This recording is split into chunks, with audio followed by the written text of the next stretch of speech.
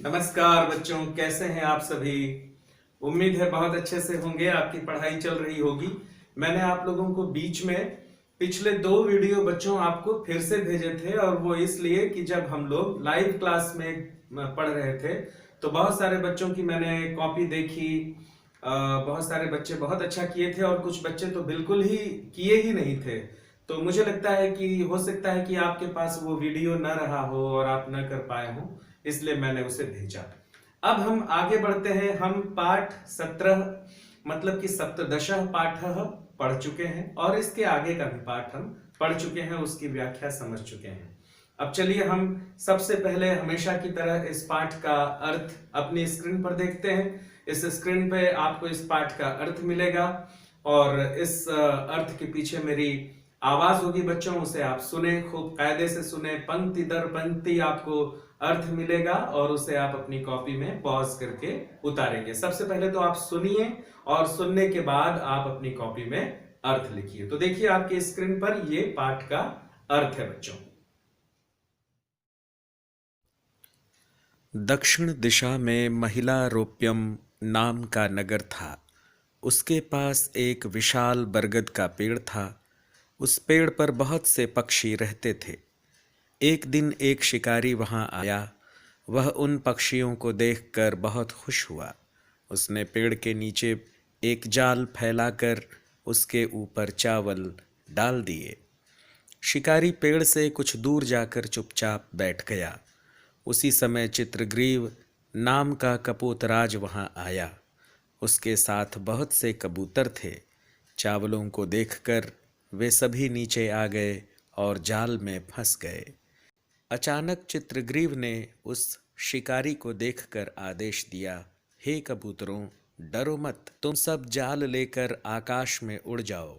उसके वचन सुनकर सभी कबूतर जाल लेकर आकाश में उड़ गए। वह शिकारी भी कुछ दूर तक दौड़ा लेकिन निराश होकर लौट गया। जंगल में हिरण्यक नाम का एक चूहा था। वह चित्रग्रीव का मित्र था। चित्रग्रीव हिरण्यक के पास गया। हिरण्यक ने उस जाल को काट दिया। इस प्रकार सभी कबूतर आज़ाद हो गए। सभी कबूतर बुद्धि और एकता से सफल हुए। इसलिए कहा गया है, एकता में बहुत शक्ति होती है।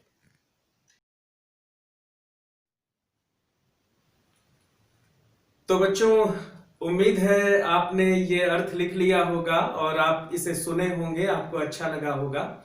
बच्चों, मैं कोशिश करता हूं कि बहुत आपको सहूलियत हो, कहीं आप परेशानी में न फंसे, इसलिए मैं इसे पढ़ भी देता हूं कि कहीं अगर उच्चारण में कोई आपको परेशानी आ रही हो तो आप समझ सकें कि किस शब्द का उच्चारण किस तरह से होना चाहिए। ठीक है।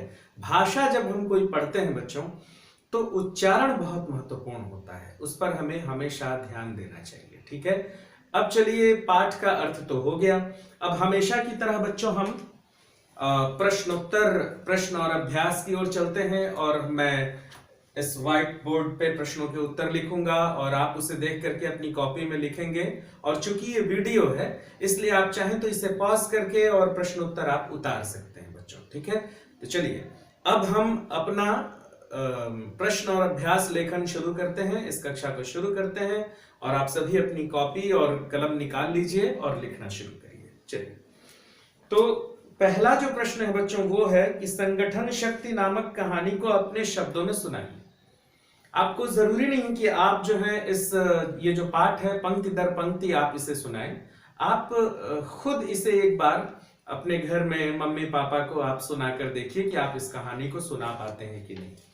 अब दूसरा प्रश्न जो है वो भी आपकी जो कार्य कुशलता है उसे विकसित करने के लिए यहां पर दिया गया है कि यदि कबूतर चित्रग्रीव की बात नहीं मानते तो क्या होता।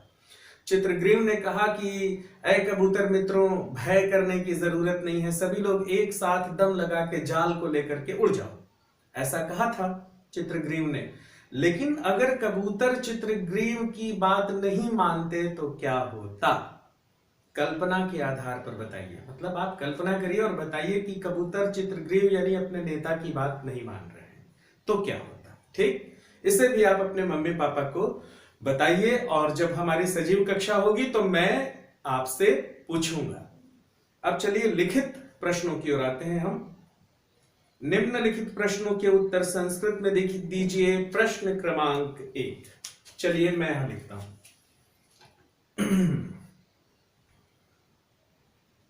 प्रश्न क्रमांक 1। अब मैं शुरू करता हूं बच्चों, आप भी अपनी कॉपी निकाल लीजिए। देखिए पहला प्रश्न है, वट वृक्ष कुत्र आसीत। वट वृक्ष कहां था? नगर के समीप था। तो लिखिए आप क।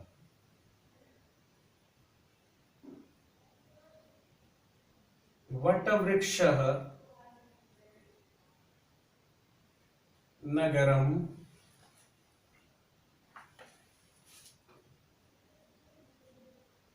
समीपे आसीत। वट वृक्ष नगर के समीप था। ख। ख देखिए, खगाह कुत्र वसन्ते स्म। पक्षी कहां निवास करते थे? पक्षी वट वृक्ष पर निवास करते थे। तो खगाह वट वृक्षे वसन्ते स्म। खगाह वट वृक्षे निवसन्ति स्म।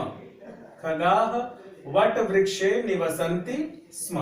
अब ग देखिए बच्चों, ग है व्याधः किम अकरोत्। व्याध ने क्या किया? अब आप हिंदी में तो जानते ही होंगे, व्याध आया, जाल बिछाया और उस पे चावल फेंक दिया। इसे ही आपको संस्कृत में लिखना है।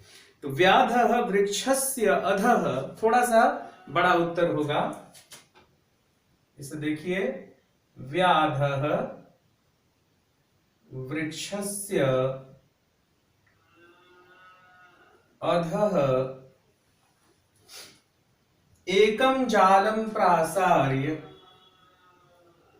एकम जालम प्रासार्य।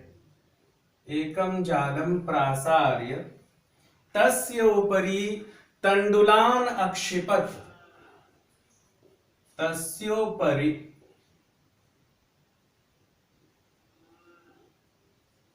तंडुलान अक्षिपत, मतलब फैला दिया,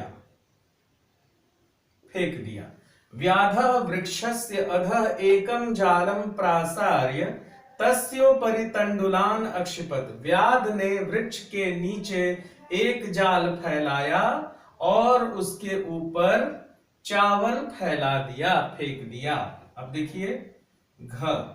घ क्या है? घ है चित्रग्रीवः कः आसीत। चित्रग्रीव कौन थे? तो चित्रग्रीव कबूतरों के राजा थे, है ना। तो चित्रग्रीवः कपोतराजः आसीत। चित्रग्रीवः कपोतराजः, चित्रग्रीवः कपोतराजः आसीत। चित्रग्रीव जो थे वो कबूतरों के राजा थे। क ख ग घ। अंग। अंग देखिए क्या है? अंग है चित्रग्रीवः कपोतान किम आदिशत। चित्रग्रीव ने कबूतरों को क्या आदेश दिया? हिंदी में तो आप जानते ही हैं। चित्रग्रीव ने कबूतरों से कहा कि ऐ कबूतरों, भय मत करो, जाल लेकर के उड़ जाओ। अब इसे संस्कृत में हम क्या कहेंगे? चित्रग्रीवः कपोतान अदिशत। चित्रग्रीव ने कपोतों को आदेश दिया। फिर डैश दे करके लिखेंगे, यूयम जालम आदाय आकाशे उत्पतत। चित्रग्रीवः, पूरा लिखिए, चित्रग्रीवः कपोतान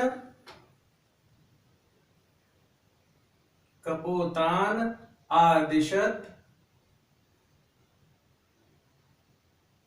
डैश दे करके डबल इन्वर्टेड कॉमा में लिखिएगा, यूयम जालम आदाय आकाशे उत्पतत।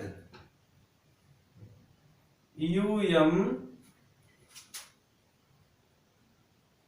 जालम आदाय आकाशे उत्पतत अंग। अब बच्चों यहां तक आप अंग तक उतार लीजिए, फिर च और छ बचा हुआ है, इसे आप जब उतार लेंगे तो मैं इसे मिटा करके और आपके सामने मैं लिख दूंगा। वट वृक्ष नगरम समीपे आसीत्, खगाः वट वृक्षे निवसन्ति स्म, व्याधः वृक्षस्य अधः एकं जालं प्रासार्य तस्योपरि तण्डुलान् अक्षिपत्, और चित्रग्रीवः कपोतराजः आसीत्, चित्रग्रीवः कपोतान् आदिशत्, यूयं जालम आदाय आकाशे उत्पतत। आप इसे चाहे बच्चों तो पॉज करके और इसे लिख सकते हैं, ठीक है। तो अब मैं इसे मिटाता हूं और च और छ का उत्तर मैं यहां पर लिखता हूं बच्चों। यदि आप नहीं लिख पाए हैं तो आप इसे पॉज करिए और पॉज करके लिख लीजिए। अब आइए प्रश्न क्रमांक पहल 1 का जो च है उसका उत्तर हम देखते हैं। चित्रग्रीवस्य मित्रं कः आसीत्, चित्रग्रीव के मित्र कौन थे, है ना। तो आपको याद होगा एकः मूषकः आसीत्, एक मूषक जो थे वो चित्रग्रीव के मित्र थे, लेकिन आप उनका नाम भी दे सकते हैं। क्या है, हिरण्यकः नाम एकः मूषकः आसीत्, हिरण्यकः। तो पूरा उत्तर हो जाएगा चित्रग्रीवस्य मित्रम, ये है च। पूरा उत्तर लिखना चाहिए बच्चों। चित्रग्रीवस्य मित्रम, चित्रग्रीवस्य मित्रम, चित्रग्रीवस्य मित्रम हिरण्यकः नाम, हिरण्यकः नाम एकः मूषकः, एकः मूषकः आसीत्। मतलब ये कि चित्रग्रीव का मित्र हिरण्यक नाम का एक चूहा था। अब छ का उत्तर देखिए। छ प्रश्न क्या है, कपोताः कथम मुक्ताः अभवन, कबूतर किस प्रकार मुक्त हुए। तो आपको ये लिखना है कि वे संगठन और बुद्धि के सदुपयोग से मुक्त हुए, है ना। आपको पूरी प्रक्रिया नहीं लिखनी है, तो आप लिखिए कि कपोताः, कपोताः बुद्धया संगठनेन च,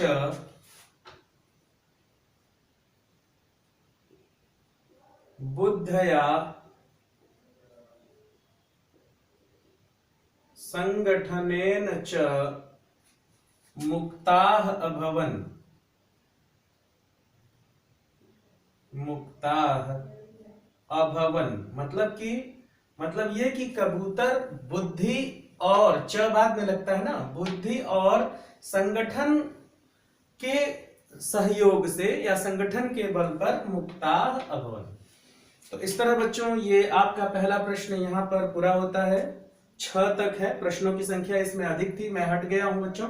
आप चाहें तो इसे पॉज करके लिख सकते हैं, देख लीजिए। और अब हम चलते हैं दूसरे प्रश्न की ओर। दूसरा प्रश्न जो है बच्चों वो रिक्त स्थानों की पूर्ति कीजिए। देखिए जो दूसरा प्रश्न है उसमें आप देखिए ये क से छ तक है ये भी, और इसमें आपके लिए बहुत अच्छा है कि एक कोष्ठक में शब्द दिए हुए हैं, ठीक है। कोष्ठक में दिए गए शब्दों को आपको खाली स्थान में भरना है, तो ये आपके लिए थोड़ा मामला सरल हो जाता है। लेकिन परीक्षा में ये जरूरी नहीं है कि आपको ये कोष्ठक दिया जाए, आपको खाली स्थान में क्या भरना है ये आपको याद होना चाहिए, आपको घटनाक्रम मालूम होना चाहिए, तब आप बड़ी आसानी से भर लेंगे, ठीक है।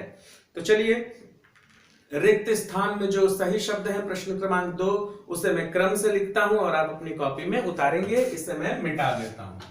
ये अब हम जा रहे हैं प्रश्न क्रमांक 2 की ओर।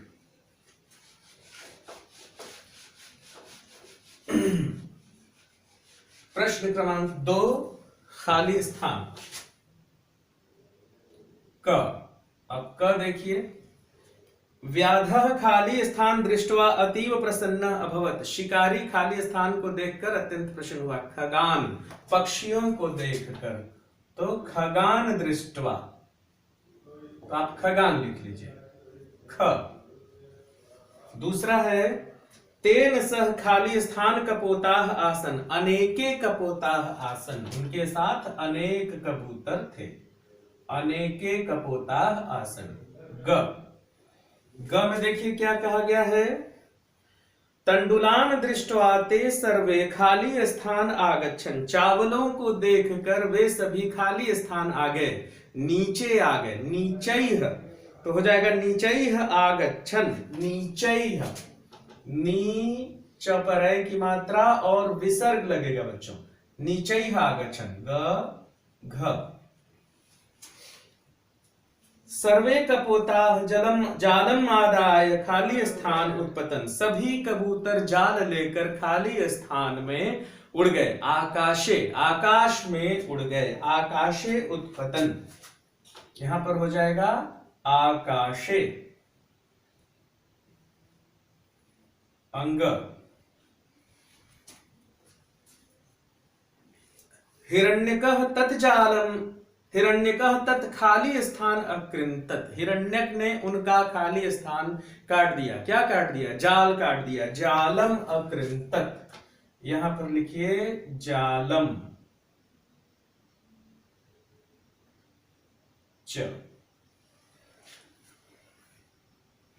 च सर्वे कपोताः बुद्धया खाली स्थान च सफलाः अभवन, सभी कबूतर बुद्धि और खाली स्थान के माध्यम से सफल हुए। संगठनेन, संगठन के माध्यम से, संगठनेन, संगठनेन। अब अंतिम है संघे खाली स्थान भवति, संघे शक्ति भवति, संघ में शक्ति होती है। शक्ति, संघ मतलब समूह में। लोग अगर समूह बना करके एक साथ काम करें तो वह बहुत ही मजबूत होता है, मजबूत काम होता है, उसमें शक्ति होती है। संगठन को कोई हरा नहीं सकता, अकेला आदमी को हरा देगा, लेकिन जब बहुत सारे लोग मिलकर एक काम करेंगे एकता बनाकर, तो उसे कहते हैं संघ। तो संघ में शक्ति होती है। अब आप इसे उतार लीजिए बच्चों, प्रश्न क्रमांक 2 को बहुत साफ साफ मैंने लिख दिया है। इसे आप सभी उतारें और अपनी कॉपी में एकदम शुद्ध उतारिए, और अगर आप जल्दी नहीं उतार पा रहे हैं तो पॉज करके उतारिए। और हम चलते हैं प्रश्न क्रमांक 3 की ओर। खगान अनेके नीचैः आकाशे जालम संगठनेन और शक्ति। अब देखिए, संधि विच्छेद कीजिए। जो तीसरा प्रश्न है इसमें बहुत सारे शब्द दिए हुए हैं, मैं उन सब के क्रम से संधि विच्छेद आपके सामने लिखता हूं, आप उसे उतारेंगे, मैं इसे मिटाता हूं। यह है, अब हम प्रश्न क्रमांक 3 की ओर जा रहे हैं बच्चों। यह है प्रश्न क्रमांक 3। देखिए, पहला है अतीव, अतिधन इव, अति धन इव, अतीव। दूसरा है तस्य धन तस्योपरि, ये हो जाएगा तस्य धन उपरि, ये हो जाएगा तस्य धन उपरि, तस्योपरि। तीसरा है तस्मिन्नेव, तस्मिन् धन एव, तस्मिन्नेव, तस्मिन् धन एव।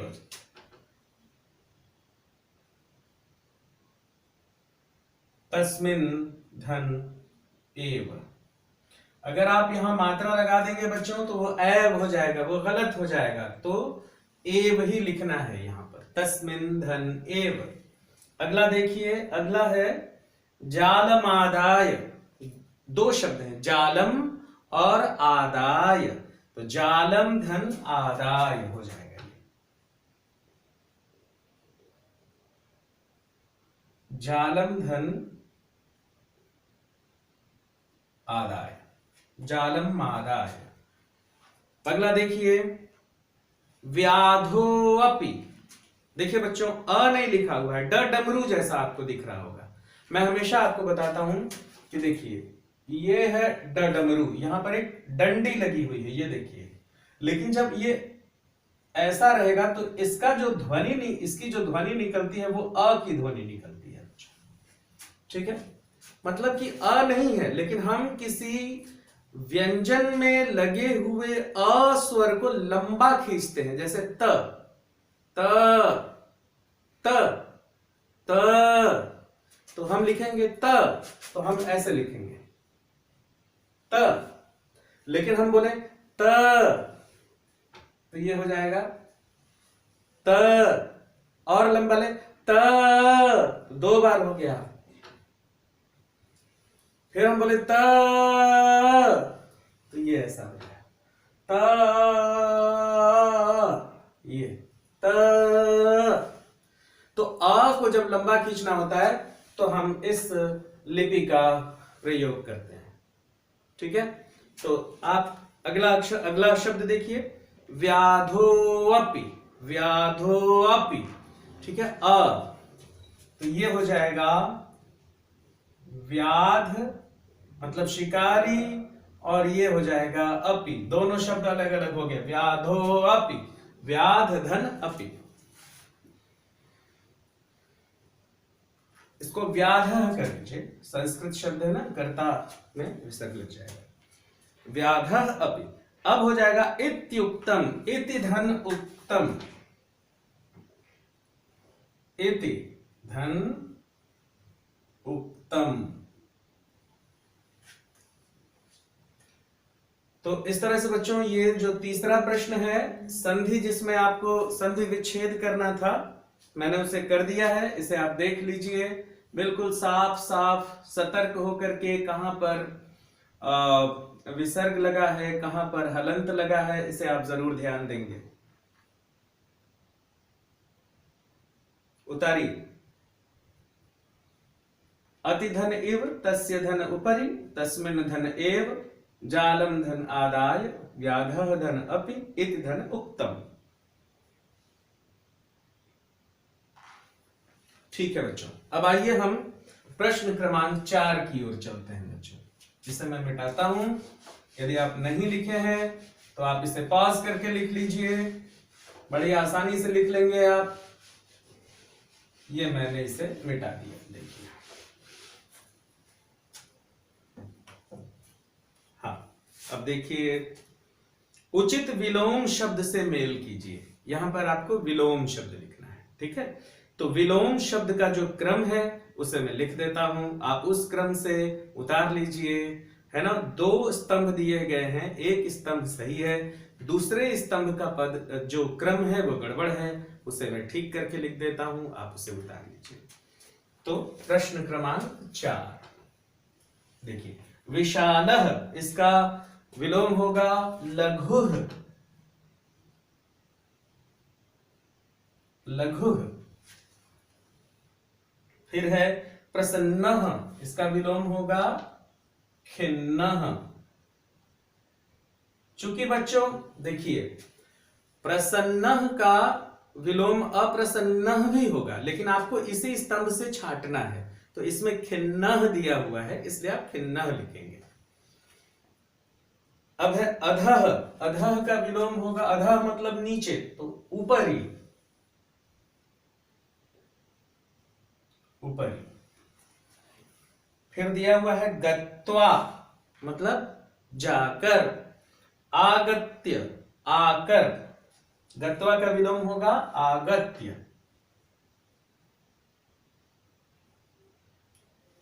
आकर। उसके बाद है बद्धाह, मतलब बंधा हुआ, तो उसका विलोम हो जाएगा मुक्ताह।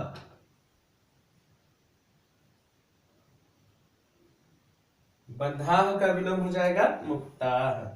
उसके बाद हो जाएगा आदाय, मतलब लेकर, और आदाय तो उसका आप विलोम देखिए, मतलब लेकर, दत्वा देकर,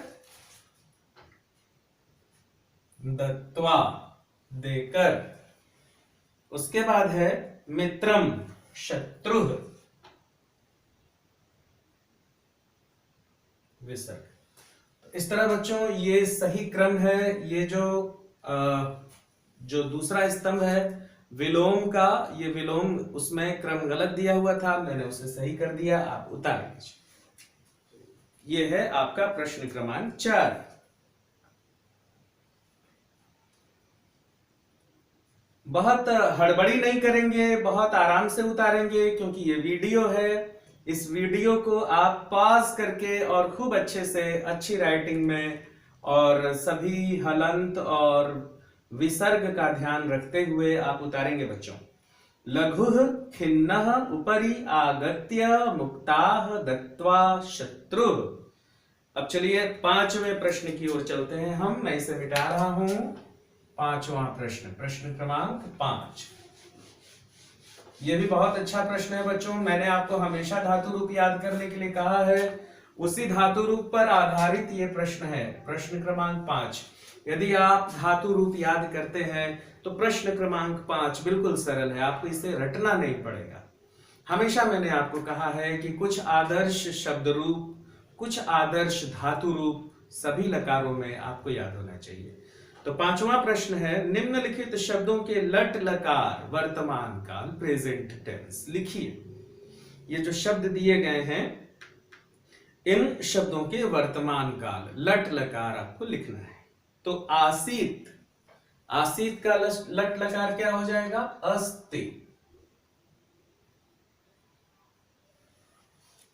इसके बाद है अभवत, इसका हो जाएगा भवत, भवत।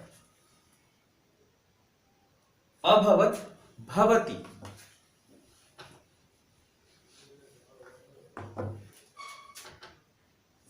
ये हो जाएगा भवती, है ना। इसी तरह से देखिए अगला शब्द है आसन, इसका लट लकार हो जाएगा संति। अस्ति स्तः संति। और अगला है अगच्छन, तो इसका हो जाएगा गच्छन्ति।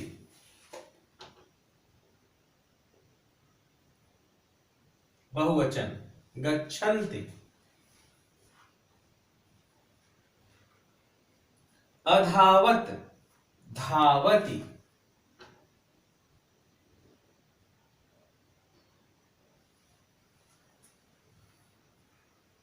और अभवन भवंती। बच्चों यदि आपने आदर्श रूप याद किया होता तो जो शब्द यहां दिए गए हैं वो भी आपको मालूम होगा कि वे किस लकार में है, और जिसमें आपने बदला ये भी आपको मालूम है कि वह लट लकार वर्तमान काल है। तो अगर दोनों के रूप अगर आपको याद होते तो आप बड़ी आसानी से दुनिया का कोई भी संस्कृत का शब्द धातु रूप अगर अगर क्रिया है, धातु है, तो उसे आप किसी भी लकार में बदल सकते हैं। बस आपको ये एक आदर्श रूप पांचों लकारों में याद होना चाहिए। ठीक है, उतार लीजिए इसे।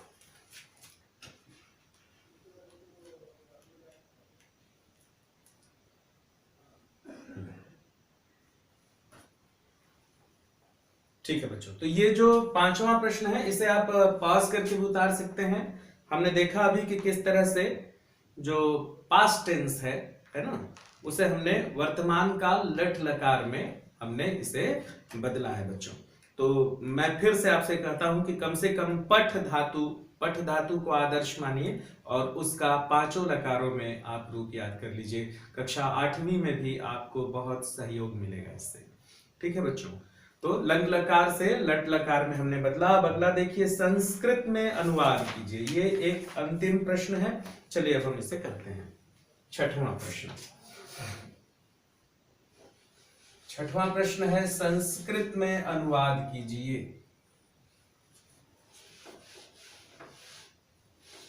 बच्चों इसी तरह से छोटे छोटे वाक्य बना करके आपकी जो कुशलता है वो बढ़ेगी। 6वां प्रश्न क्या है? पहला है, वृक्ष पर अनेक पक्षी रहते थे। वृक्षे अनेके खगाः वसन्ति स्म। वृक्षे अनेके खगाः वसंति स्म। ठीक। ख, ख देखिए क्या है, ख है शिकारी ने जाल फैलाया, व्याधः जालम अप्रसारयत्। व्याधः जालम, व्याधः जालम अप्रासारयत्। व्याधः, आप चाहे तो किताब में भी देख सकते हैं बच्चों इसे।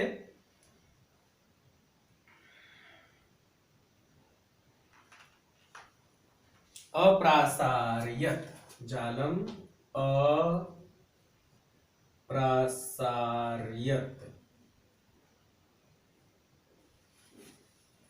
देखिए अप्रासार्यत भूतकाल हो गया बच्चों। ग, बुद्धि से समस्याओं का समाधान संभव होता है। थोड़ा बड़ा वाक्य है लेकिन आप घबराइए मत, बहुत आसानी से हो जाएगा। बुद्धि से, बुद्धया, बुद्धि से, ठीक है। समस्याओं का, समस्या नाम, समाधान, समाधानम, संभवम भवति, है ना। तो बुद्धया समस्यानां समाधानम संभवम भवति।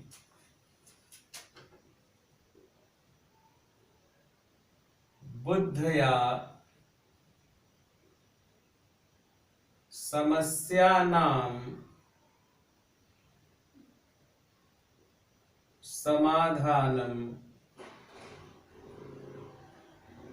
क्या लिखा गया है कि बुद्धि से समस्याओं का समाधान संभव होता है। संभवम, समाधानम संभवम भवति।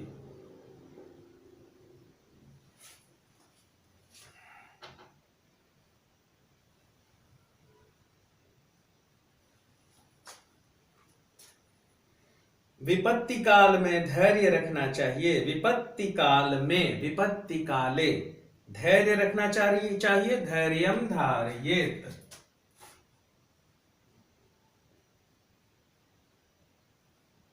विपत्ति काले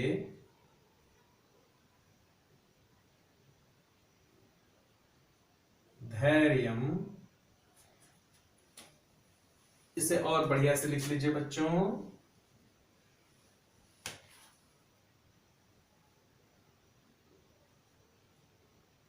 धैर्यम धारयेत।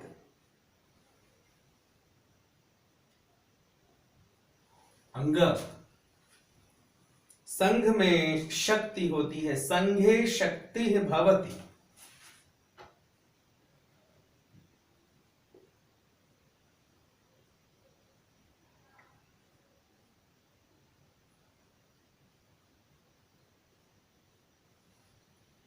ये है प्रश्न क्रमांक 6।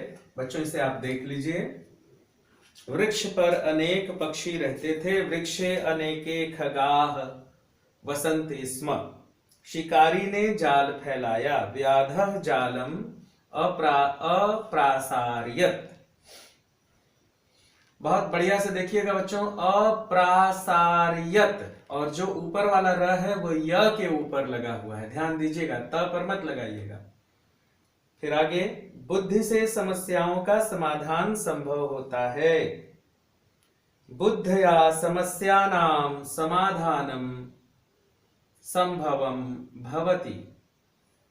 विपत्ति काल में धैर्य रखना चाहिए। विपत्ति काले धैर्यम धारयेत।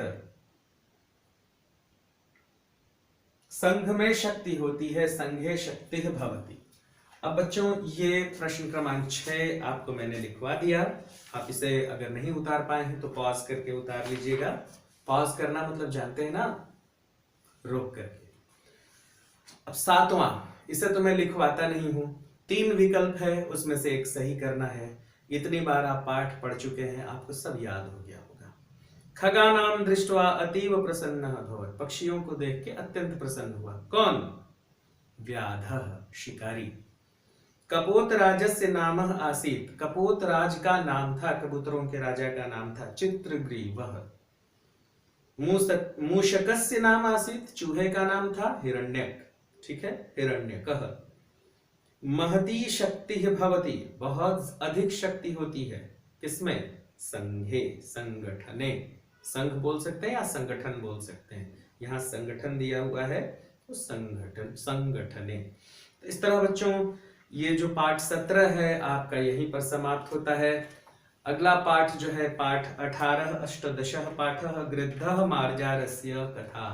इससे मैंने आपको एक वीडियो भेजा था, उसमें मैंने आपको समझाया था, है ना, कि गिद्ध कैसे बिल्ली जो बड़ाई, बिलाव गिद्ध की बड़ाई करता है, गिद्ध बहुत खुश हो जाता है, उसे अपने घोंसले में जगह दे देता है और फिर धोखे से बिलाव जो है पक्षियों के बच्चों को मार देता है और सारे पक्षी फिर गिद्ध पर शक करके गिद्ध को मार देते हैं। ठीक है, तो ये कहानी हमने पढ़ लिया है। अब अगली कक्षा में हम इसका प्रश्नोत्तर लिखेंगे, लेकिन आप कॉपी जरूर पूरी कीजिए।